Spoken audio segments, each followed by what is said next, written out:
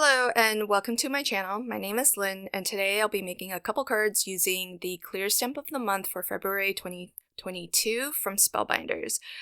I will start off by just stamping one of the flowers and a sentiment from this stamp set, which includes a couple of different flowers, some foliage, a beautiful typewriter, and several sentiments. Some of the sentiments are sort of punny and go with the typewriter, but this one I think has got to be my favorite one because it says happy birthday to the most amazing person, which I think is a really sweet sentiment that you can use outside of the typewriter theme.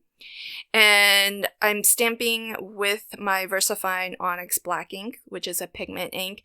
And as a pigment ink, since it has a longer open time, I've poured some clear embossing powder over it, and then I'll take my heat gun to it and melt that embossing powder.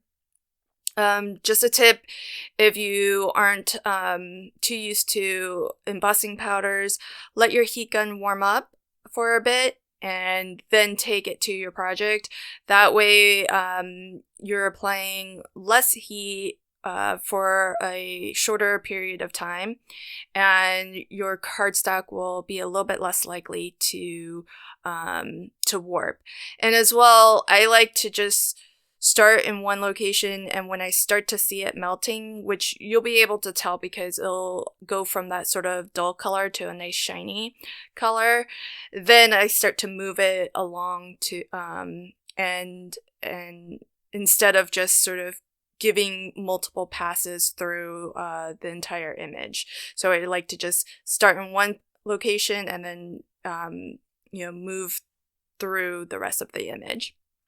And the reason why I did some embossing is so that when I apply the shimmer powder here, my black stamped image is going to remain really dark because it will resist taking on the color from the shimmer powder.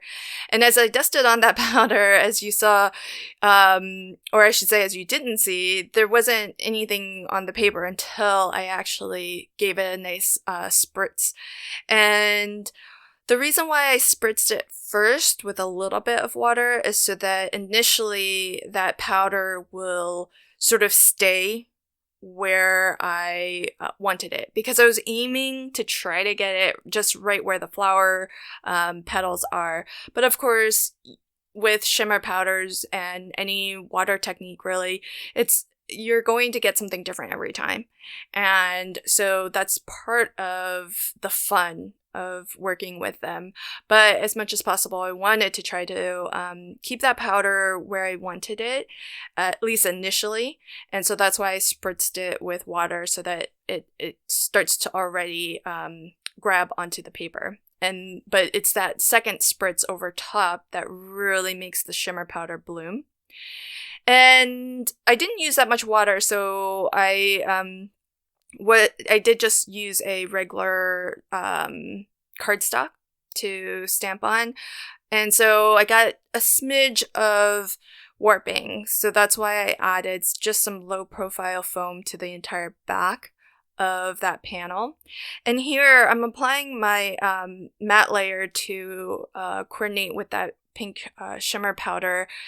But some of the edges are a little bit off, so I'm just trimming it so that it's nice and neat. And as long as you apply your matte layers so that it's flush to the folded edge or parallel to the folded edge, then you always have that option of trimming any of the other three edges. So I'll center this panel as best I can and then just apply it the adhesive. So really quick, fast card. I feel like these would be great to make as a set of cards too. There are a couple of different flower stamps in this set. There's some foliage stamps in this set as well. And I think these really simple cards are great as note cards or sets of cards that you can give as a gift, especially since they are easy to make. You can make a set of 5 or 10 of them very quickly. And I'll show you a second card that I think is not quite as fast because there is a little bit of coloring, but still pretty simple and easy card to put together. So with this one, I've stamped out the typewriter, and I think this has got to be my second favorite sentiment in this stamp set. It says, be bold or italic, never regular. So a very punny sentiment that goes with the typewriter. And I am trying out this new camera angle so that I can give you a little bit of a closer look at my coloring, and also at an angle where my hand doesn't obstruct the view. And so hopefully, even though I'm not, a professional colorist or anything, hopefully this gives you a better idea of at least how I color with alcohol markers. I like to start with my darkest color, and I don't do anything fancy with regards to lighting. I basically just applied the darkest color on the 2 sides, and I work my way towards the center, getting progressively lighter. And I color as I introduce new lighter shades. I'll just color right over my previously colored area just to make sure that it blends out and I get as smooth of a transition as I can.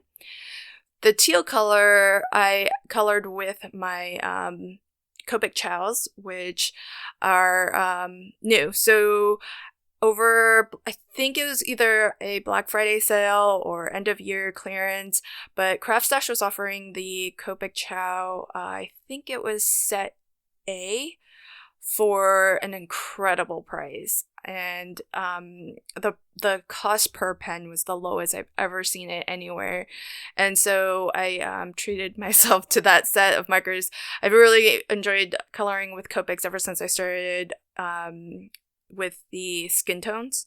And so it's kind of nice to have these different colors now, but I still have a wider range of colors with my Ohuhu markers, which is what I use for the gray areas that you see there. And this is a pretty nice size image in the sense that it can definitely stand on its own as the focal point of a card, as you can see here. This is also a US A2 size card. And as well, though, it's not so large that it'll take you forever to color. So it's fairly quick to color. I think the only thing that takes a little bit of time is coloring around the keys of the keyboard, but otherwise it's a pretty fast image to color up. So here's a final look at the 2 cards that I made using the clear stamp of the month for this month. And if you're interested in this club, you can check out the description box below for links to this club and all the other Spellbinders clubs. If you are interested in more than one club, I would check out the value clubs because you can get them at a discount if you are interested in more than one. I hope that you enjoyed this video, and if you did, please consider liking, commenting, and sharing. And if you want to catch new videos as I post them, consider subscribing to my channel and ringing the notification bell. Until next time, happy crafting and have a fantastic day. Bye!